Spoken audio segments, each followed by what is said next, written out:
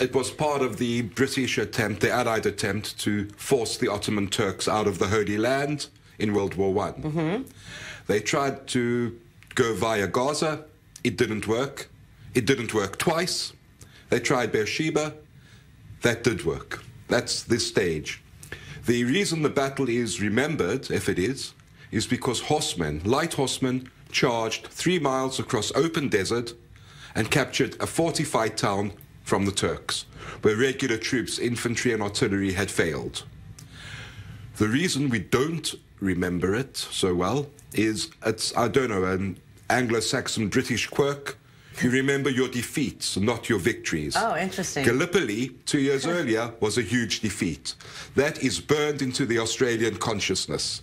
They lost men. They still blame the Brits, or the Poms, as they call them, and that's a sore point. Beersheba was a victory. Nobody remembers the victories. Which is crazy, because it's such a massive victory, and it's such a holy place. I mean, it goes back to, you know, the well and Eliezer, the servant of Abraham, and the whole thing. I mean, there's so much history there. But I mean, I don't understand how these cavalry got here. Were they already in Israel? Like, I'm still trying to understand it. They were part of the Allied forces, and they did a march for 2 days, skirting Beersheba to come in from the east. They were put in reserve during the battle. The battle was a day-long battle, October the 31st. At about 3:30 p.m., the general commanding saw they were getting nowhere. He said, put the cavalry at them. Well, they weren't cavalry, they were light horsemen, a crucial difference. Cavalry charged straight, light horsemen ride up to a certain point, dismount, and then fight as infantry. So these guys were mounted infantry. On camels here. On horses. Oh, they were mounted infantry on horses, but they charged, they fought as cavalry. Instead of swords, they used bayonets. And they rode all the way up to the Turkish trenches. The Turks thought, light infantry, we'll wait for them to dismount, then we'll open fire. Except they didn't. By the time the Turks realized, oh my God, here they come, it was too late. So that's why it's significant. But it was a massive turning point. I mean, this was kind of like the end of the Ottoman Empire as we knew it. I mean, this kind of, and it like dovetailed right into the Balfour Declaration. It opened the route to Jerusalem. It opened the route to Jerusalem. It opened the route to the Holy Land for the Allies by the Ottoman Empire. That's why it was significant. And the Ottoman Empire was in power for how long? I mean, this is like since the 1500s. Yes, since the time of Isaac Luria. In this country, in Palestine, Israel, whatever we want to call it, the Ottoman Turks were here 400 years, and this was the last chapter. This battle, and then the battle in Jerusalem a few weeks later. This is like Gettysburg. Okay, so let's bring it. You're originally from Melbourne, so did you grow up like hearing about this story? Like, did you learn this in Hebrew school? Because we did it in California. We celebrated today 100 years, Anzac, for the battle, 1916 to 1918. Right, the 31st. And I was there this morning with our Prime Minister. I'm both an Australian citizen and a very proud Israeli citizen. Last year I became an Israeli citizen. Mazal tov. Mazal tov, thank you. And to see my Prime Minister, both Prime Ministers, dual citizen, standing there crying and then laughing together, because on one hand, our relationship, Australia and Israel, really started at that time because many people believe that it, led to the 1948. So, and the Prime Minister of Australia standing there crying on something that happened 100 years ago. And we do celebrate it every year. We do commemorate every year. But this year was very special because 5,000 people came from Australia, just from Australia alone. You couldn't get tickets there today. It was so... Can I just interject that they do reenact it? So this is not the first reenactment today. It has been reenacted. There was a movie about it, a fairly good one, but unknown, in 1987. And the reenactors, they've come before. I think they do it every 2 or 3 years. They come from Australia to Beersheba, which is quite a distance. Yeah, just to charge. From Tel Aviv, it's quite a I know, exactly. And they come just to ride horses against Beersheba. It's so interesting. I mean, I guess so.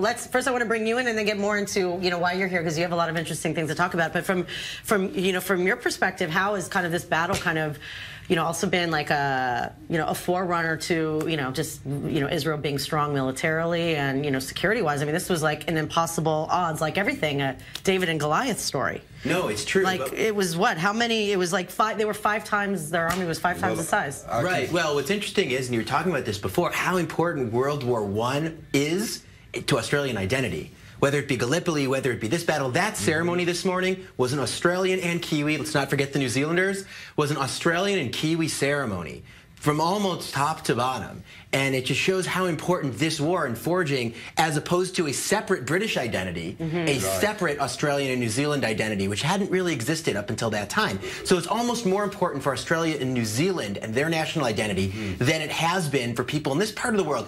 But Emily, you're absolutely right. It's nice to celebrate or commemorate whatever one's perspective is. The Balfour Declaration 2 days from now, this 100th anniversary of that, but it was this battle that laid the groundwork for the implementation of that. Otherwise, it would have just been a letter that would be in the British Museum. It wouldn't have had a political impact. It was this battle that enabled that to happen. Was the Balfour Declaration, they knew it was going to be happening when this battle happened? It wasn't just written on the spur of the moment. I think this was the 31st, the declaration was the 2nd of November.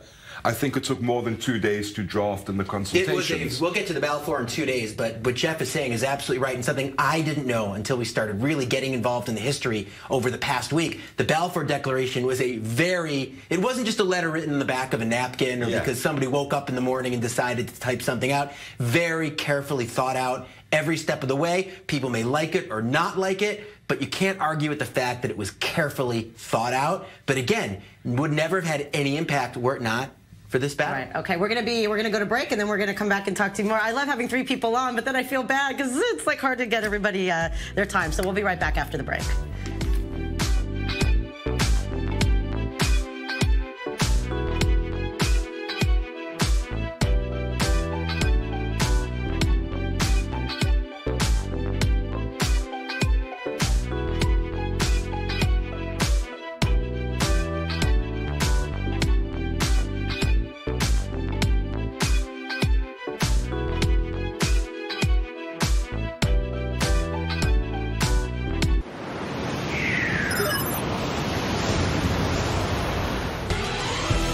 You need to know, the news, fast and to the point, and the in-depth interviews that will keep you in your seat from the people that you trust.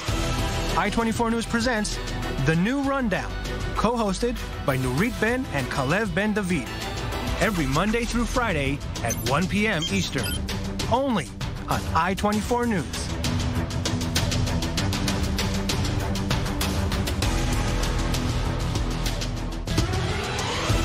Go beyond the headlines every day on i24 News. Host Ami Kaufman talks to the news makers and pundits to bring you the story behind the headlines. The Spin Room with Ami Kaufman, Sunday to Thursday at 8:05 p.m. Eastern.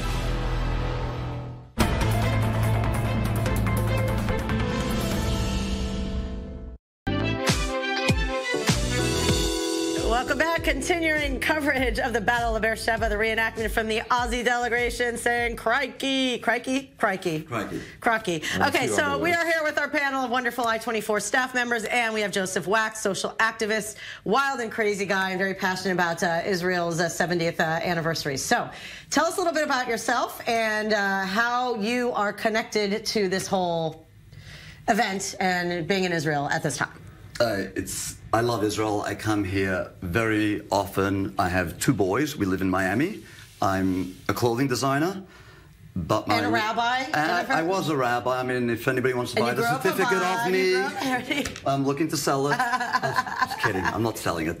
My family's Chabad. I'm very proud of Chabad. The boys, they go to school in Miami. We come to Israel as often as we can. My grandmother lives not far from here. She's approximately 100 years old. We don't know because she's from Yemen, and they didn't have passports. So they had a birthday party for her called Around 100, and she has 500 grandchildren and great-grandchildren, so she's a very special lady. Wow. Mr.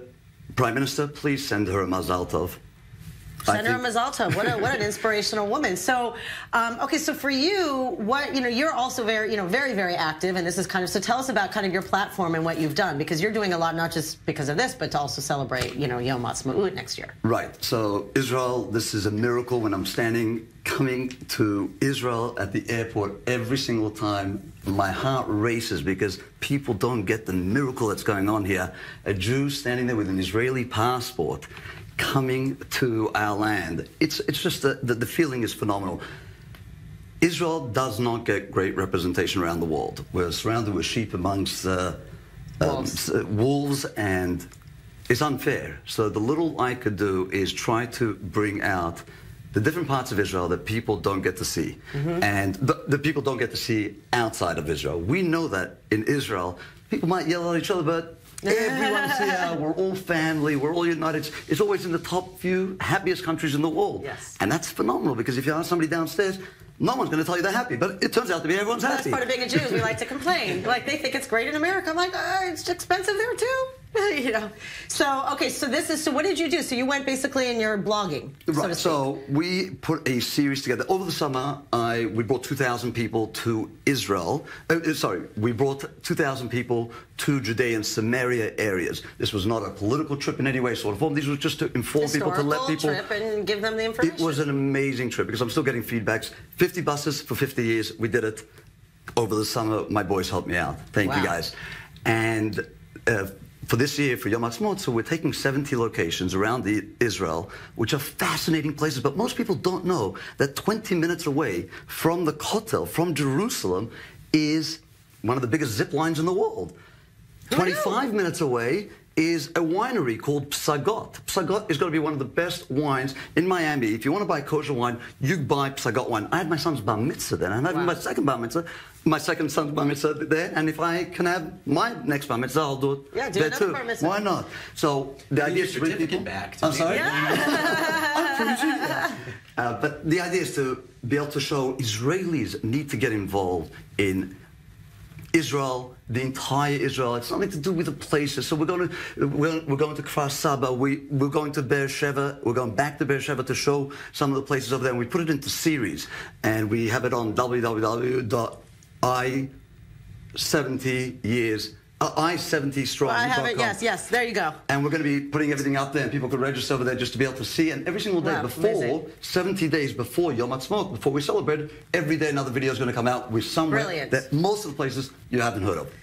Brilliant. Okay, so getting back to to the subject at hand with all of this. I mean, look, here we are. We're now a network where we can show, like, we're Anglos, and I think that part of what makes us unique is we see from a different perspective. Like, I can't appreciate the States same way maybe an Israeli would go appreciate the States. So, I think this shows, like, why is it so important also for us that we have an opportunity to kind of also show what's special about Israel without it being a politically charged conversation.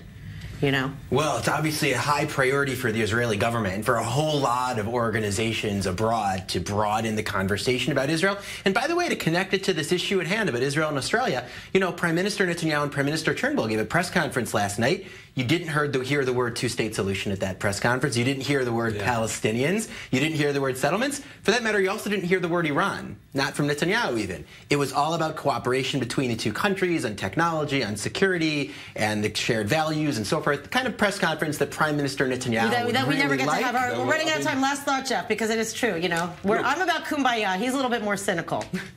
Realistic. Realistic, sorry. Well, just to give an indication of the Israeli-Australian bond, and I don't believe this, but they say the Australian term "koba," which means your friend, your mate, is a vulgarization of the Hebrew term "chaver," which Australian troops in Palestine in World War I picked up and vulgarized. Now, I don't believe it for 1 minute, but that's you. But it is believed. It is out there, and it's an indication of the ties. We're out of time.